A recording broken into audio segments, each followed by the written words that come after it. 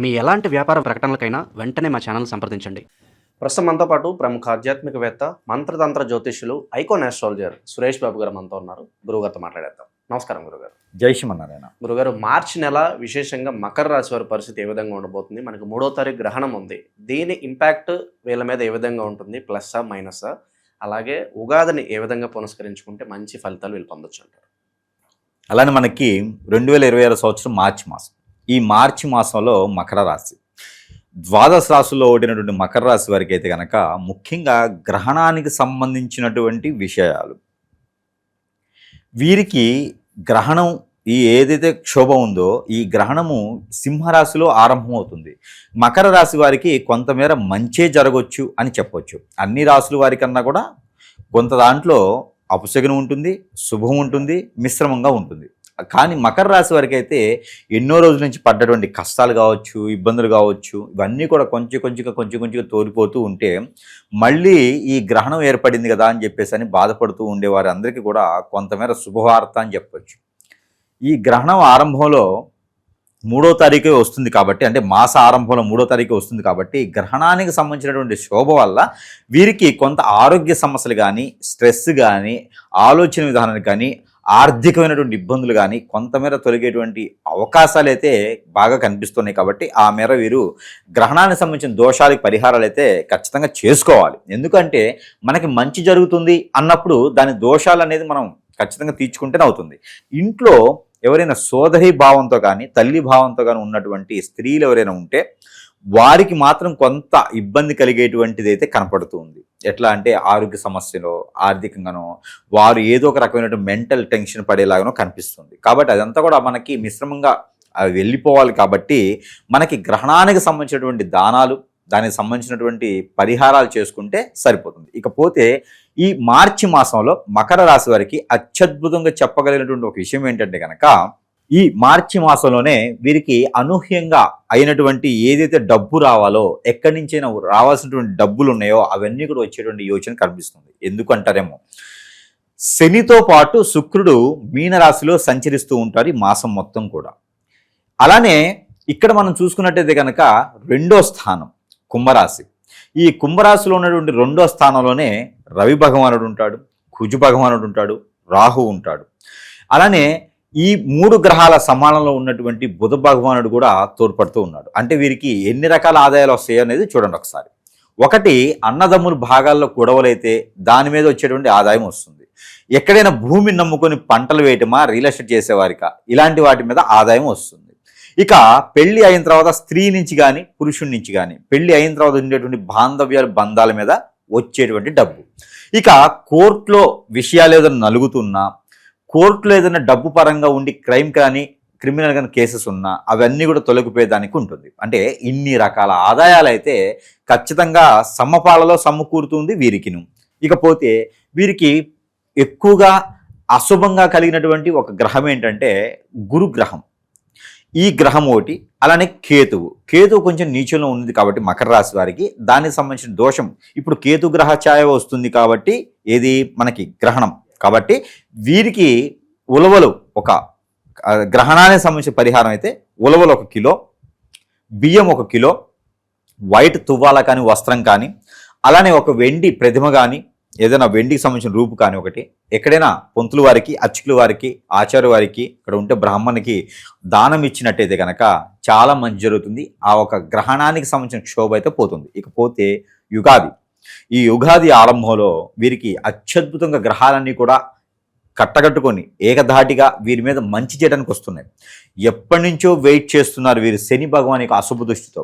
వారందరికీ కూడా పెళ్ళి అయ్యేటువంటి యోచన కనపడుతుంది. అది అయితే పెళ్ళి మాత్రం జూన్ వరకు ఆగాలి. మకర రాశి వారు జూన్ వరకు ఆగితే మంచి తరుణం అయితే వస్తుంది. అది కూడా 22 సంవత్సరాలు దాటిన వారికి, 34 సంవత్సరాల లోపు ఉన్న వారికి అయితే జూన్ తర్వాత మాత్రమే వీరు పెళ్లికి సంబంధించినటువంటిది పెట్టుకోవాలి. లేకపోతే కనుక ఈ కొంచెం ఇబ్బందులు కలిగేటువంటి అయితే కనిపిస్తూ ఉంది. అయితే మన అబ్బాయిని కానీ, మన అమ్మాయిని కానీ అనిపించుకోవచ్చు ఏది ఈ జూన్ లోపు అయితే కనుక. ఇక జాబు విషయంలో ఎవరైనా ప్రయత్నం చేస్తే ఈ యొక్క ఏప్రిల్ మాసం 5వ తారీఖు తర్వాత జాబు ప్రయత్నాలు చేసుకోవచ్చు. ఇక మార్చి మాసంలో చేయవలసినటువంటి కార్యక్రమాలు ఏమైనా ఉన్నాయంటే కనుక ఈ మార్చి మాసంలో 11వ తారీఖు తర్వాత వ్యాపార వృద్ధి చేసుకోవడానికైనా లేదా సొంతగా వ్యాపారం పెట్టుకోవడానికైనా ఏదైనా రంగంలో అంటే నిరుద్యోగులు కానీ వ్యాపారస్తులు కానీ ఉంటే కొత్తగా ఏదైనా మొదలు పెట్టాలి అనుకున్నటువంటి వారు ఎవరైతే ఉన్నారో వారందరికీ కూడా ఈ యొక్క మార్చి మాసం 7వ తారీఖు 11వ తారీఖు తర్వాత అయితే చాలా అద్భుతంగా ఉంటుందని చెప్పొచ్చు. ఇక వెతికేతి ఇక కాలికి దొరికిందిగా అన్నట్టుగా మనము వెతుకుతున్నటువంటి రంగాల్లో ఎవరో వచ్చేసి మనకి అవకాశాలు కల్పిస్తారు.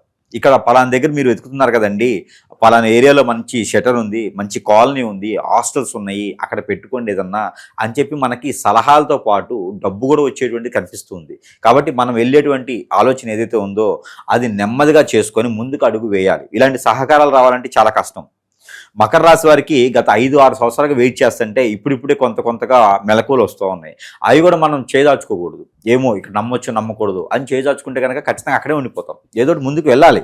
కాబట్టి ముందుకు వెళ్తే చాలా అద్భుతంగా ఉంటుంది. అన్ని రకాల రంగాల్లో కూడా మకర రాశి వారికి అద్భుతంగా ఉంటుంది. కాబట్టి ఆ మేర ప్రయత్నం చేయొచ్చు. ముఖ్యంగా మకర రాశి వారు ప్రయత్నం చేస్తే రాజకీయ రంగం చాలా అద్భుతంగా ఉంటుంది.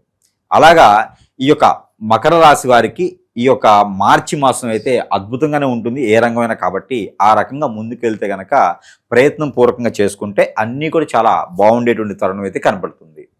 గురుగారు, ఈ నరఘోష నరదిష్టి ఎక్కువగా ఉండటం, అలాగే శత్రువులు అధికంగా వాళ్ళ నుంచి ఇబ్బందులు ఎదురవడము, అలాగే బాగుపడుతుంటే ఎదుటివాడి చూపు కావచ్చు, ఆ దృష్టి కావచ్చు, సో ఎక్కువగా ఈ కుళ్ళు కుతంత్రాలతో వాళ్ళని ఏదో చెడు క్రియలు చేపించడము, ఈ చేతబడులు ఇలా చాలా వరకు జరుగుతూ ఉన్నాయి. అలాగే భార్యాభర్తలు అన్యోన్యంగా ఉన్న కాపురాల్లో నిప్పులు పోసి వాళ్ళ మీద ఆశపడో వాళ్ళ వైపు మన వైపు తిప్పుకోవాలని ఏదో ఒకటి క్రియలు చేస్తున్నారు. అష్టదిగ్బంధనం పాలైపోయి ఎటు వెళ్ళాలో తెలియని స్థితిలో చాలామంది ఉంటున్నారు. మరి దీనికి పరిష్కారం ఏంటి? ఖచ్చితంగా ఈ రోజుల్లో పరిస్థితి ఎలా మారిపోయిందంటే కనుక ఒకళ్ళ మీద ఒకరికి వ్యసనం, దోషం, విక్రోధం అంతా కూడా ఎట్లా ఉందంటే వీరు నాశనం అవ్వాలని తప్పితే మనవాడు బాగుండాలి, మన పిల్ల బాగుండాలి అనేది ఎక్కడ లేదండి. ఇప్పుడు అన్యోన్యంగా ఉన్నటువంటి ఒక భార్యాభర్తలు ఉంటారు, పిల్లలు ఉంటారు, కొంచెం చక్కటి కుటుంబం, ఇద్దరు జాబులు చేసుకుంటూ బతుకుతూ ఉంటారు. వీరి మీద వేరే వారికి కన్నేయటం, వ్యసనం, ఇవన్నీ కూడా ఏంటంటే ఎందుకు చెప్తున్నా అంటే జాతకాల్లో ఉండవు.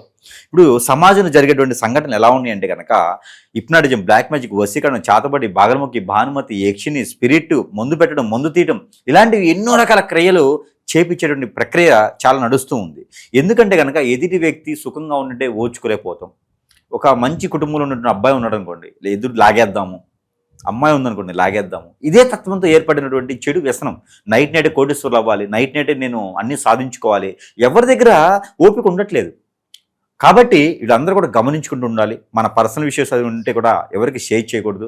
చాలా అంటే చాలా అన్యోన్యంగా ఉండాలంటే మనకు సంబంధించిన విషయాలు ఎవరి దగ్గరికి రానియకూడదు. ఫ్రెండ్స్ అని, కొలీగ్స్ అని అందరూ మంచి వాళ్ళు అయితే లేరండి. వ్యసనం పడేవారు, రంది పడేవాళ్ళు ఉన్నారు. వాళ్ళ వలన మనకి ఇబ్బంది కలగదు అని అనుకోవడానికి లేదు. ఏదో రోజున మనల్ని గ్రిప్ చేస్తున్నారు, ఇబ్బంది పడేటటువంటి యోచన ఉంది. అలాంటి వారు మన దగ్గరికి ఎన్నో వేల మంది కస్టమర్లు కొట్టుకుంటూ ఇబ్బంది పడుతూ వయసుతో సంబంధం లేకుండా, రిలేషన్స్తో సంబంధం లేకుండా ఎన్నో రకాల ఇబ్బంది పడేవారు ఉన్నారండి. తల్లిదండ్రులు, పిల్లలు ఉన్నారు, పిల్లలు ఏమైపోతున్నారో తెలియట్లేదు. గారాభంగా పెంచుకున్నటువంటి ఆడపిల్లలు ఉన్నారు, ఎవరో ఏదో వచ్చి తీసుకెళ్ళిపోతూ ఉన్నారు. ఇలాంటి వాళ్ళు తల్లిదండ్రులు పెట్టేటువంటి ఘోష అది చెప్పలేటువంటి పరిస్థితిలో ఉన్నది ఈ రోజున. దయచేసి ప్రతి ఒక్కరు కూడా జాతకాల్లో కనపడవు. ప్రతి ఒక్కరు అనుకుంటారు ఇవన్నీ జాతకాల్లో ఉంటాయని. జాతకాల్లో ఉండవండి. ఇది వేరే క్రియ, ఇది వేరే లోకం, ఇది మనకి పూర్తిగా నాశనం అయిపోయిన తర్వాత కూడా తెలియదు. కాబట్టి ప్రతి ఒక్కరు కూడా భార్యాభర్తలండి, భార్యాభర్తల మధ్యన ఉండేటువంటి భావం కావచ్చు, స్వభావం కావచ్చు, ఎంత కొట్టుకున్నా ఎంత తిట్టుకున్నా సాయంత్రం ఒకరిగా ఉంటారు. అలా లేకుండా విడాకులు, ఎఫ్ఐఆర్స్ ఇలాంటి చాలా ఉన్నాయండి. ఇలాంటి కేసెస్ వల్లనే ఎన్నో రకాల జీవితాలు నాశనం అయిపోతూ ఉన్నాయి.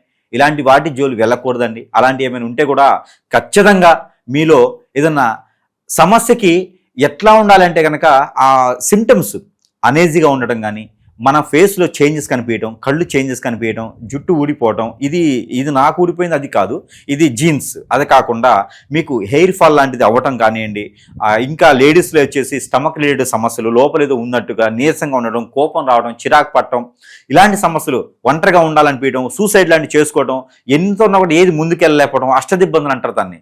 ఎంత చేసినా ముందుకు వెళ్ళదు, జాబులు ఉండవు, సరిగా ఉండేటువంటి పరిస్థితి ఉండదు. ఇలాంటి ఏదైనా కనిపిస్తే కనుక ఖచ్చితంగా సంప్రదిస్తే కనుక కనుక వారికి పరిష్కార మార్గం చూపించే విధంగా ఉంటాం.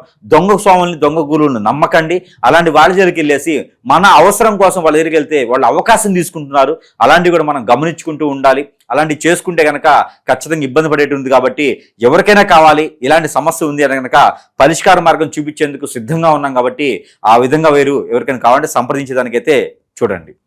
ఇక వీళ్ళకి ఆ సమాజంలో పేరు ప్రఖ్యాతుల పరిస్థితి ఏ విధంగా ఉంటుంది? పేరు ప్రఖ్యాత అంటే వీరికి ఇప్పటివరకు కూడా చాలా నిస్సహాయ స్థితిలోనే ఉండిపోయినారు. భయం వీరికి ఏంటంటే పాత విషయాలు గమనించుకుంటూ అవన్నీ తోడేసుకుంటూ ఇంతకుముందు మనకేదో నష్టం జరిగింది కదా, ఇంతకుముందు మనకేదో మోసం జరిగింది కదా, అవన్నీ మనల్ని బాధిస్తాయేమో. మొదటి అధ్యయనం అంటే మొదటి వారం మొత్తం కూడా ఇలానే ఉంటుంది. ఇక రెండో వారం ఒకటే అవకాశం మళ్ళీ వాళ్ళు ఫోన్ చేయటం, మళ్ళీ వాళ్ళు అడగటము అనేటప్పుడు మన మీద మనకు ఒక ధైర్యం వస్తుంది. అరే ఇంతకుముందు జరిగినట్టు అందరూ ఇలా ఎందుకుంటారు, మన దగ్గర ఏముందని తీసుకెళ్తారు, సరే చూద్దామనే ఒక ధైర్యాన్ని అయితే వస్తుంది. ఇక మూడో వారం అయితే ముందు అడుగు వేస్తారు. ఇక గడప దాటి బయటకు వచ్చేసి అడుగు వేసేస్తారు. ఇక నాలుగో వారంలో ఖచ్చితంగా నమ్మేసి స్టార్ట్ చేస్తారు. వాళ్ళ దరిద్రం అనేది పోయిందనుకోవచ్చు. అందుకే ఈ యొక్క మార్చి మాసం ఒకటి విశిష్టత అయితే దాంట్లో ఈ యొక్క యుగాది రావడం కూడా చాలా విశిష్టత. ఈ అన్ని రాశుల కల్లా బాగా కలిసి వచ్చే రాశి అంటే కనుక ఈ యొక్క మకర రాశి అని చెప్పొచ్చు. ఏ విషయాల్లో జాగ్రత్తగా పలానా విషయాల్లో జాగ్రత్తగా ఉండాలి లేదంటే నష్టపోతారంటే ప్రత్యేకంగా ఈ మాసంలో వీళ్ళకి ఏం చెప్తారు గురుగారు? ఖచ్చితంగా పేకాట ఆడుకోవటం, పత్తాలు ఆడుకోవటం, అలానే పబ్బులకు వెళ్ళటం, స్మోకింగ్ చేయటం, డ్రింకింగ్ చేయటం, డ్రంక్ అండ్ డ్రైవ్ చేయటం ఖచ్చితంగా ప్రమాదకరమైనటువంటి విషయమే ఉంది. చిన్నవాళ్ళైనా పెద్దవారైనా సరే బైక్ నడిపేప్పుడు, కారు నడిపేప్పుడు అయినా పక్కకి వెళ్ళి చూడటం, ఫోన్లు మాట్లాడుకోవడం, అశ్రద్ధగా ఉండటం ఇలాంటివి చేస్తే మాత్రం ఖచ్చితంగా ప్రమాద శాస్త్రం మార్చి మాసం అయితే ప్రమాదం అయితే ఉన్నదని చెప్పొచ్చు. ఎందుకంటే నిన్ను చెప్పిన తర్వాత మరి వాళ్ళు జాగ్రత్త లేకపోతే గండం కూడా తప్పదు ఉన్నది. కాబట్టి చాలా మెలకువగా ఉండాలి, ఎవరితో గొడవ పెట్టుకోకుండా ఉండాలి. అట్లా అయితేనే వీరు అనుకున్నది సాధించుకునే దానికైతే ఉంటుంది. తెలివితో ఆలోచించాలి, బుర్రతో. గురుగారు మరి ఈ నెల విశేషంగా వీళ్ళకి కలిసి రావాలంటే ఎలాంటి పరిహారాలు వీళ్ళకి బాగుంటాయి అంటారు?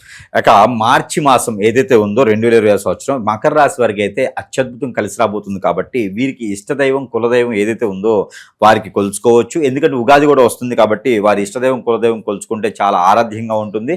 వీరికి కొంగు బంగారం చేసేందుకు ప్రతిష్టగా ఉంటుంది. ఇక వీరికి ఏదైనా మొక్కుబడులు ఉన్నాయి, వీరికి ఏదైనా కోరికలు ఉన్నాయి, వీరికి ఏదైనా గోల్స్ ఉన్నాయి అనుకుంటే కనుక వారందరూ కూడా శ్రీ లక్ష్మీ నరసింహస్వామి వారికి ముడుపు కట్టుకోవాలి. ఏదైనా గురువారం రోజు కట్టుకొని దాన్ని మనం ఇంట్లో ఉంచుకొని పూజించుకోవాలి. ద్వైప నైవేద్యం పెట్టుకోవాలి. తెల్లవారిన తర్వాత శుక్రవారం లేదా శనివారం రోజున ఆలయంకి వెళ్ళేసి ఆ ముడుపుని సమర్పించుకోవాలి. ఇది చేసినట్టయితే వారికి కొంగు బంగారం అయ్యేటువంటి అదృష్టం ఉంటుంది. వారి మీద ఎలాంటి ఇబ్బందులు లేకుండా నరదిష్టి నరఘోష లాంటివి లేకుండా కూడా ఉంటుంది. కాబట్టి ఇలాంటి చిన్న పరిహారాలు చేసుకొని కూడా అదృష్టవంతులు అవ్వచ్చు. ఓవరాల్గా ఈ రాశి వాళ్ళకి ఈ మాసం ఎలా ఉండబోతుందో మంచి విశ్లేషణ అందించారు. ధన్యవాదాలు.